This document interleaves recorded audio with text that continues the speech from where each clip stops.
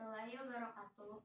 Perkenalkan, nama saya Fidel Jasa Segila dari kelas 11 IPA 5. Di sini saya akan menjelaskan tugas praktikum jaringan tumbuhan tentang anatomi batang monokotil dan dikotil disertai anatomi pertumbuhan primer dan sekunder pada batang. Di sini saya akan menjelaskan fungsi batang terlebih dahulu. Fungsi batang sebagai alat transportasi zat makanan dari akar ke daun dan hasil asimilasi dari daun ke seluruh bagian tumbuhan. Alat perkembangbiakan vegetatif menyimpan cadangan makanan dan tempat tumbuhnya daun, cabang, dan bunga. Terus ada pengertian batang. Batang adalah bagian kedua dari tumbuhan setelah akar. Batang bersatu dengan akar melanjutkan sari makanan yang dibawa oleh akar melalui jaringan pengangkut. Pada umumnya berada di atas permukaan tanah. Terus jaringan batang tumbuhan dikotil monokotil. Pada umumnya tumbuhan yang kita lihat memiliki batang yang berdiri tegak di atas tanah serta mendukung cabang, daun, dan bunga. Tempat meletaknya daun dan tunas pada batang adalah buku atau nodus, dan batang di antara dua buku disebut ruas, yaitu internodus. Anatomi batang tumbuhan monokotil dan dikotil memiliki ciri masing-masing. Ya, di sini ada struktur batang monokotil dan dikotil, yaitu ada epidermis, korteks jaringan dasar, berkas pembuluh, kambium pembuluh, empelur, batang monokotil, dan batang dikotil. Terus jaringan pada irisan melintang batang. Jika batang diiris secara melintang, umumnya jaringan penyusun batang tumbuhan terdiri dari 3 bagian, yaitu epidermis, korteks, dan stele. 1. Epidermis merupakan jaringan pada batang yang terdiri dari selapis sel yang tersusun rapat tanpa ruang antar sel. Pada dinding luarnya terdapat kutikula yang berfungsi untuk melindungi batang dari kehilangan air yang terlalu besar. Tumbuhan yang telah berumur tua, fungsi jaringan primer digantikan oleh kambium. Kambium ini melakukan pertukaran gas melalui celah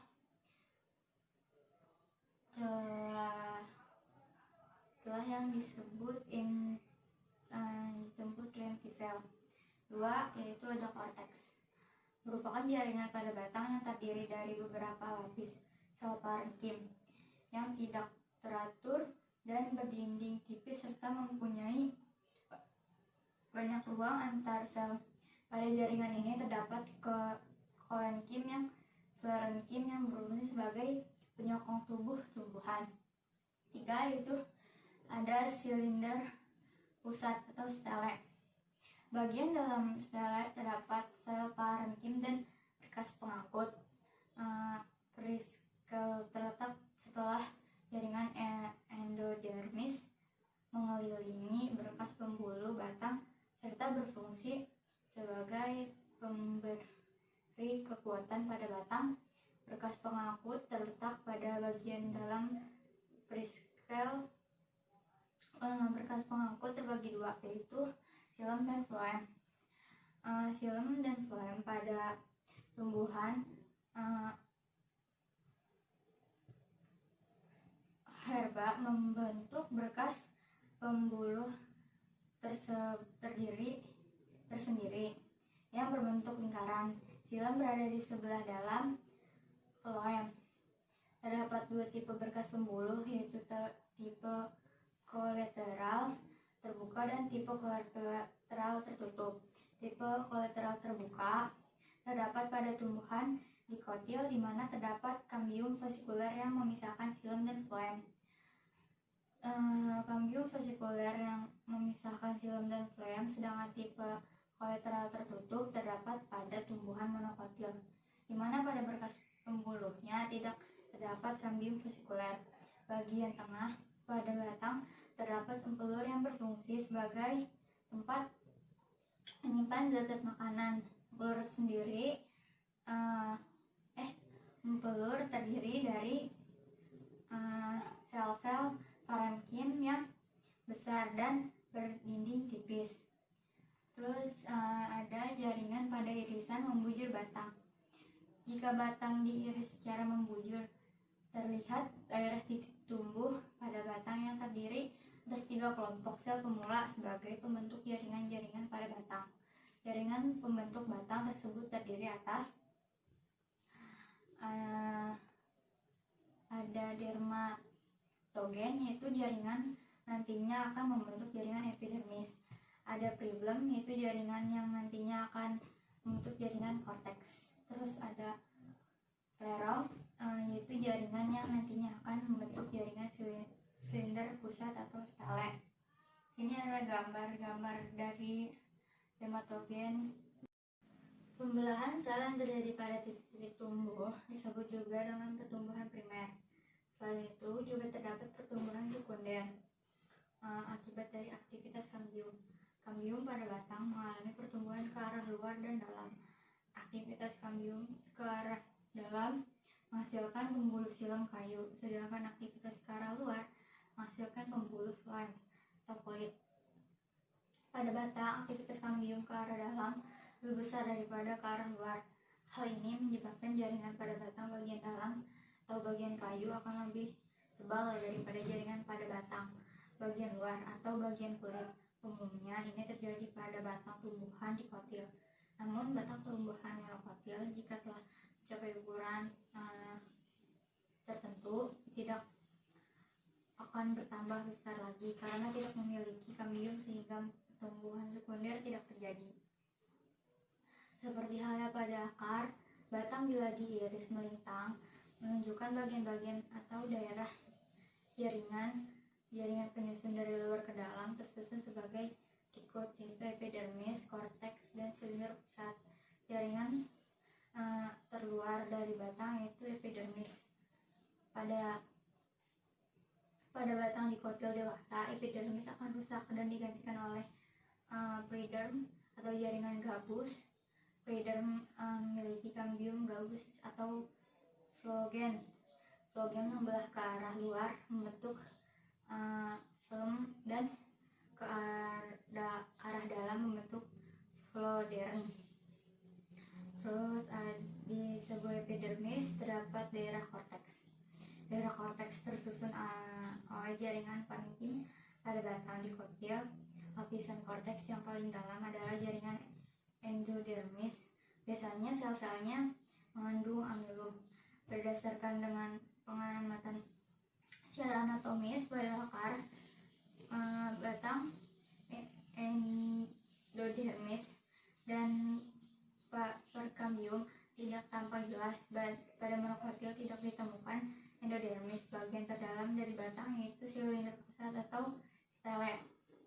Silinder pusat terdiri atas 3 bagian, yaitu prekambium, jaringan pengangkut, dan empelur pada dikotil berkas pengangkut tersusun dalam lingkaran berkas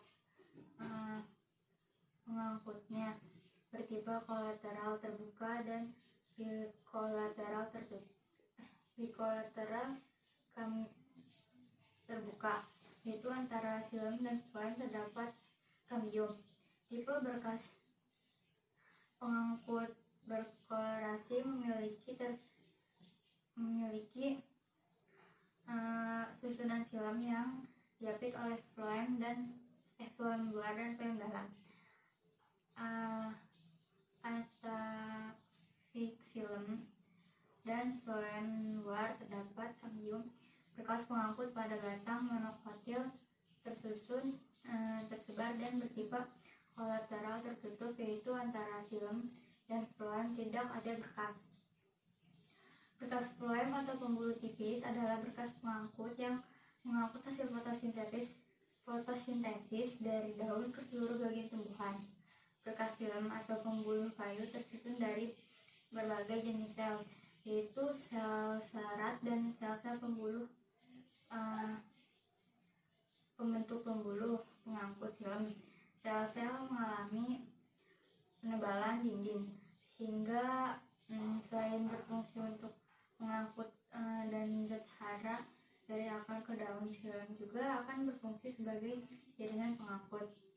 Seperti halnya pada akar, bagian terdalam batang juga tersusun atas empelur batang. Pada tumbuhan dikotil di antara floem dan xilem dibatasi oleh kambium. Jaringan kambium mempunyai sifat selalu membelah dan menyebabkan batang bertambah besar. Terus ini ada lapisan-lapisan batang dikotil, yaitu epidermis, koenkim, parenkim, endodermis, sklerenkim, kambium intervaskuler, floem, empelur, xilem, jari-jari empelur, kambium vasikuler, dan periskal. Batang tumbuhan dikotil terdiri dari beberapa lapisan berikut ini. Ada lapisan-lapisan batang dikotil dari paling luar ke dalam. Selanjutnya ada lapisan-lapisan batang monokotil. Batang tumbuhan monokotil terdiri dari beberapa lapisan berikut ini. Ada lapisan batang dikotil dari paling luar ke dalam, yaitu ada epidermis, jaringan dasar, korteks, berkas pembuluh, dan endodermis. Pertumbuhan primer pada batang. Pertumbuhan dan perkembangan primer pada batang meliputi daerah pertumbuhan atau titik tumbuh, daerah pemanjangan, dan daerah diferensiasi. Meristem apikal pada batang dibentuk oleh sel-sel yang senantiasa membelah pada ujung tunas yang biasa disebut kuncup. Di dalam kuncup, ruas batang dan tonjolan daun kecil atau primordia memiliki jarak sangat pendek karena jarak internodus antara ruas sangat pendek. Pertumbuhan, pembelahan, dan pemanjangan sel terjadi di dalam internodus.